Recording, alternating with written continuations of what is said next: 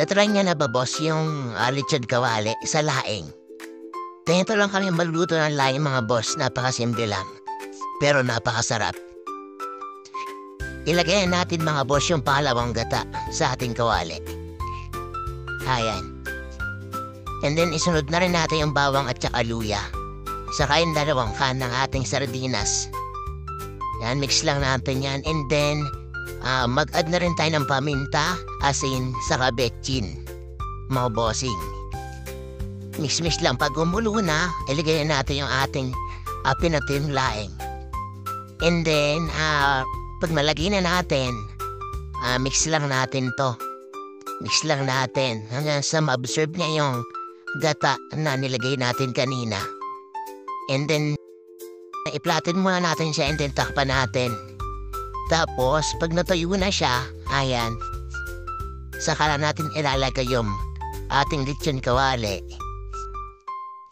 Tsaka yung takang gata, yung unang gata. Yes, mga boss, ganyan lang. And then, mekos-mekos lang, mga bossing.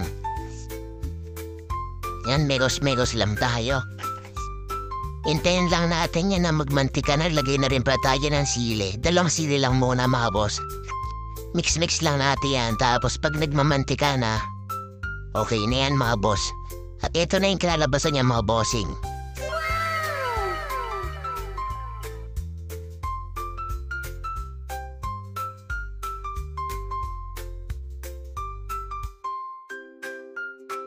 Okay, tikiman tayo, mga boss. Napakasarap niya, lalo na pag meron kayong kaning lamig.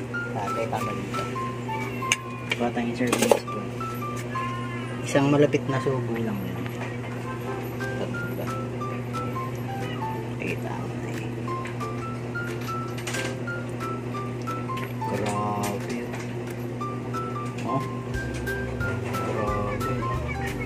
Ayan guys.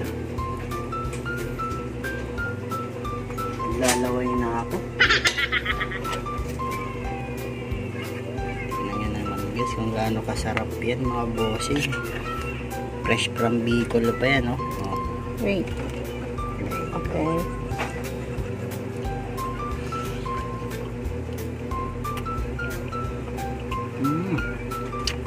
Sapa. Sarap na ulit yung paksiw. Na ito sa susi, sa bindo kasama. Tandaan mo. Kasama sa bindo pala.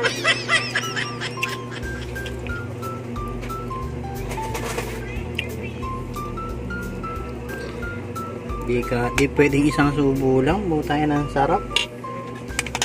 Weh. Siyempre, ikaw nagluto. Lalo na pag ganitong kaning lamig. Bahaw.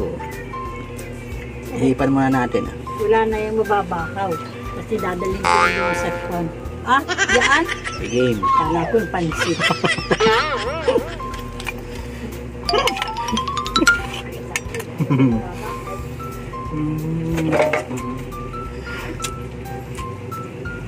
May matay ako sa sarap. Grabe. Sarap, mga boss tayo nyo. Tandaan nyo ulit yung kawali. Nagbibigay ng dagdag aroma yan sa laing. Kaya laging lechon kawali sinasawag namin. Sarap.